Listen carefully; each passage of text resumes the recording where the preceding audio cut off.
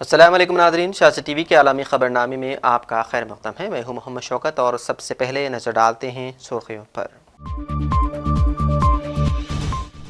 عالمی برادری کی شدید دباؤ کے بعد مصر کے راستے غزہ میں امدادی ٹرک داخل، دنیا کے کئی ممالک میں اسرائیلی ظلم کے خلاف شدید احتجاج۔ تھائی لینڈ نے کمبوڈیا سے جنگ بندی پر آمادگی کر دی ظاہر، 3 روزہ جنگ میں 30 سے زائد افراد ہلاک۔ اسرائیل کے غزہ پر وحشیانہ حملے، امداد کے منتظر 42 افراد سمیت مزید 71 فلسطینی شہید۔ طوفان نے ایک دن میں چین کے شہر پر سال بھر کی بارش برسا دی، زمینی تباہ کاریوں بشمول زمین کھسکنے اور مٹی کے تودے گرنے کے خدشے کی وارننگ جاری۔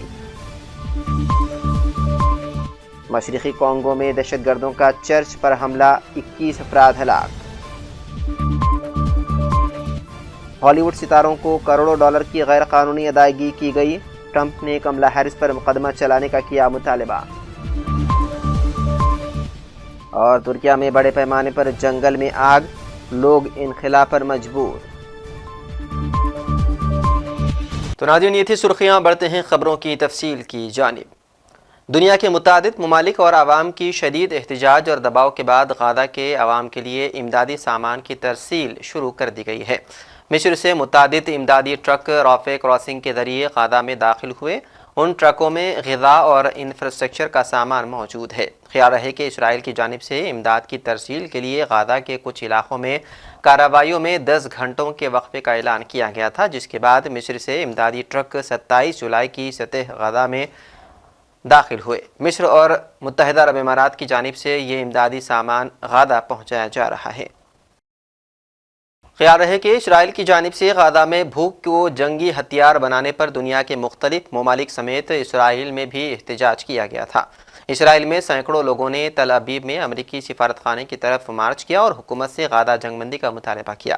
اس کے علاوہ اسرائیل کے دیگر شہروں میں بھی احتجاج کیا گیا اور ساتھ ہی بھوک کو ہتھیار بنانا جنگی جرم، غزہ اکیلا نہیں کے نعرے لگائے گئے، جبکہ حکومت سے غزہ امداد بحال کرنے کا مطالبہ بھی کیا گیا۔ نیو یارک میں اقوام متحدہ کے دفتر کے باہر سینکڑوں لوگوں کی جانب سے غزہ میں نسل کشی کے خلاف مظاہرہ کیا گیا۔ لندن میں بھی برطانوی وزیر اعظم کے دفتر کے باہر ہزاروں افراد جمع ہو گئے اور انہوں نے خالی برتن بجا کر غزہ میں غذائی قلت ختم کرانے کا مطالبہ کیا۔ اس کے علاوہ نیدرلینڈ، ڈنمارک، لبنان، جرمنی، چلی، صومالیہ، یمن اور ایران میں بھی غزہ کے حق میں مظاہرے کیے گئے۔ اسی طرح یورپ کے مختلف ممالک میں بھی مصری سفارت خانوں کے سامنے احتجاج کیا گیا، جہاں مظاہرین کی جانب سے غزہ اور مصر کی سرحد رافع کراسنگ کھولنے کا مطالبہ کیا گیا۔ فن لینڈ کے دارالحکومت ہیلسنکی میں مصری سفارت خانے کے داخلہ راستے پر احتجاجاً سرخ رنگ کا اسپرے کیا گیا۔ نیدرلینڈ کے شہری دی ہیگ اور جرمن کے شہری ہیمبرگ میں بھی مظاہرہ کیا گیا۔ ڈنمارک کے دارالحکومت کوپن ہیگن میں احتجاج پر مصری سفارت خانے نے دروازے بند کر دیے۔ فلسطینی پرچم تھامے مظاہرین غزہ کے لیے رافع بارڈر کھولنے کا مطالبہ کر رہے تھے۔ عالمی برادری کے شدید دباؤ کے بعد اسرائیل نے غزہ کے کچھ حصوں میں اپنی کارروائیوں میں کچھ گھنٹوں کا وقفہ کرتے ہوئے مصر کو امدادی ٹرک وہاں بھیجنے کی اجازت دی۔ تب غزہ میں اسرائیلی بربریت سے 60,000 فلسطینی شہید ہو چکے ہیں، جبکہ اب تک زیادہ تر خواتین اور بچے اس میں شامل ہیں۔ اسرائیل کے مقبوضہ فلسطین کے علاقے غزہ پر وحشیانہ حملے جاری ہیں اور بمباری میں مزید 71 فلسطینی شہید ہو گئے ہیں۔ الجزیرہ نے اسپتال ذرائع کے حوالے سے بتایا ہے کہ اسرائیلی حملوں میں شہید ہونے والے 71 افراد میں امداد کے منتظر 42 فلسطینی بھی شامل ہیں۔ مالدیپ کے صدر محمد معیزو نے زور دیا ہے کہ ان کی حکومت کی واضح پالیسی ہے کہ کسی بھی ملک کو ان کے معاملات میں مداخلت کی اجازت نہیں دی جائے گی اور مالدیپ کے لوگ ملک کی زمین کے ایک ایک انچ کی حفاظت کے لیے پرعزم ہیں۔ معیزو مالدیپ کے یوم آزادی کے موقع پر مالدیپ نیشنل ڈیفنس فورس اور مالدیپ پولیس سروس سے خطاب کر رہے تھے۔ مالدیپ کی تاریخ میں یہ پہلا موقع ہے کہ صدر نے مشترکہ تقریب میں دونوں افواج سے خطاب کیا۔ Come to the Maldives on this very important historic occasion. So India has also extended line of credit, $5.5 million. How do you see that, and also discussion on FTA? Well, definitely it will greatly help the Maldives in going forward. So we are really looking forward to implementing the agreements and MOUs we have signed. say the UPI arrangement which is going to happen between both countries, Yes. do you have big hopes that tourism from India is going to increase? Well, I think so, definitely, yes. I think both our countries, people are looking forward because it will definitely benefit the tourists who come here and for the Maldivians who go to India. So what about the FTA? How hopeful are you? The FTA? Very hopeful, very hopeful. I think we just started on it and definitely we hope to conclude it very soon. Sir, what about the tourism aspect, sir? Well, India is one of the major, tourism country that helps the Maldives with tourism, and definitely with Prime Minister's visit, it is going to increase a lot, and I'm sure people-to-people exchange between the two countries will greatly boost because of this visit.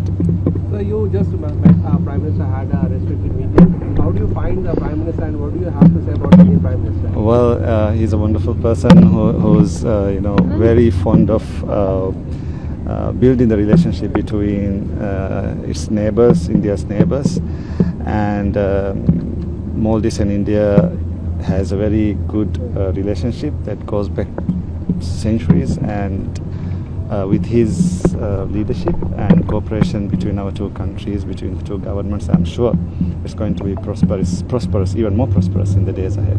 So do you plan to visit India this year? I hope so. So how would you describe India's role in the Maybe no, I development don't know whether it's this year, but in the near future. और वहीं Thailand ने Cambodia से जंगबंदी पर आमादगी जाहिर कर दी है और इस हवाले से कायम मकाम थाईलैंड वज़ीर आज़म ने कहा है कि अगर दूसरा फरीक संजीदा नीयत का मुजाहरा करेगा तो जंगबंदी पर तैयार हैं। इससे कबल अमेरिकी सदर डोनाल्ड ट्रंप ने सोशल मीडिया पर जारी एक बयान में कहा है कि वो थाईलैंड और कंबोडिया के दरमियान जंगबंदी की कोशिश कर रहे हैं और इस हवाले से उन्होंने दोनों ममालिक के रहनुमाओं से टेलीफोन पर बात की है। वादे रहे कि थाईलैंड और कंबोडिया के दरमियान 3 रोज़ से जारी सरहदी झड़पों में दोनों ममालिक के 30 से ज़्यादा अफराद हलाक हो चुके हैं।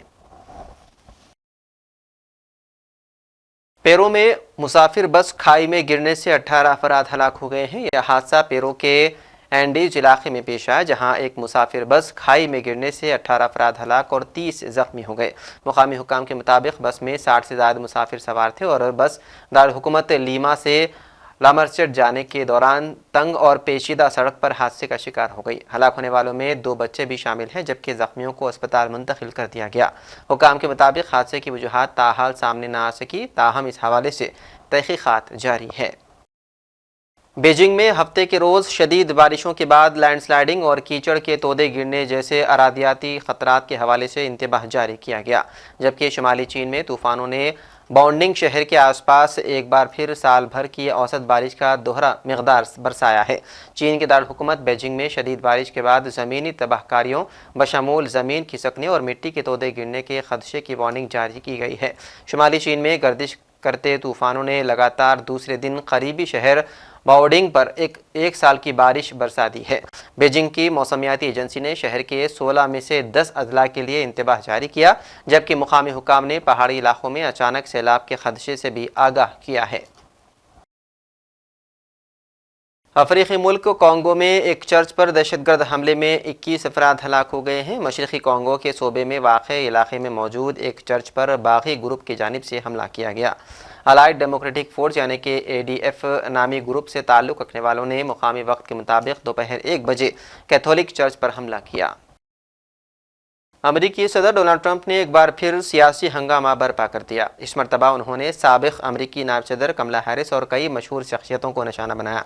ट्रंप ने इल्ज़ाम लगाया है कि 2024 के सदारती इंतखाब के दौरान कमला हैरिस और डेमोक्रेटिक पार्टी ने मशहूर सितारों को तशहीर के लिए करोड़ों डॉलर्स की अदायगी की। उन्होंने उसे पूरी तरह से गैर कानूनी बताते हुए कसूरवारों के खिलाफ मुकदमा चलाने का मुतालबा किया। शुमाल मगरबी और शुमाली तुर्की में आग ने 2 जंगलों को अपने लपेट में ले लिया। मुकामी हुकाम ने बताया है कि आग हफ्ते के रोज़ लगी, जो बड़े पैमाने पर जंगल में फैल गई, जिसकी वजह से लोगों का इनखला का आगाज़ हो गया। तेज़ हवाओं ने रिहायशी इलाकों की तरफ शोलों को धकेल दिया और गाड़ियाँ सड़कों पर फंस कर रह गई। सोबे बरसा में केस्टल और गरसो अदला के दरमियान एक बेकाबू आग तेज़ी से गांव की तरफ फैल गई, जिससे लोगों को इनखला पर मजबूर होना पड़ा। आग इतनी ज़बरदस्त है कि शहरी इमदादी गाड़ियों समेत मुख्तलिफ गाड़ियां भी फंस गई है। और आखिर में सुर्खियों पर एक और नज़र। عالمی برادری کی شدید دباؤ کے بعد مصر کے راستے غزہ میں امدادی ٹرک داخل، دنیا کے کئی ممالک میں اسرائیلی ظلم کے خلاف شدید احتجاج۔ تھائی لینڈ نے کمبوڈیا سے جنگ بندی پر آمادگی کر دی ظاہر، 3 روزہ جنگ میں 30 سے زائد افراد ہلاک۔ اسرائیل کے غزہ پر وحشیانہ حملے، امداد کے منتظر 42 افراد سمیت مزید 71 فلسطینی شہید۔ طوفان نے ایک دن میں چین کے شہر پر سال بھر کی بارش برسا دی، زمینی تباہ کاریوں بشمول زمین کھسکنے اور مٹی کے تودے گرنے کے خدشے کی وارننگ جاری۔ مشرقی کانگو میں دہشت گردوں کا چرچ پر حملہ، 21 افراد ہلاک۔ ہالی ووڈ ستاروں کو کروڑوں ڈالر کی غیر قانونی ادائیگی کی گئی، ٹرمپ نے کملا ہیرس پر مقدمہ چلانے کا کیا مطالبہ۔ اور ترکیہ میں بڑے پیمانے پر جنگل میں آگ، لوگ انخلا پر مجبور۔ تو ناظرین، سیاست ٹی وی کے عالمی خبرنامے میں بس اتنا ہی۔ مزید اپڈیٹس کے لیے آپ بنے رہیے سیاست ٹی وی کے ساتھ۔ فی الحال مجھے دیں اجازت، خدا حافظ۔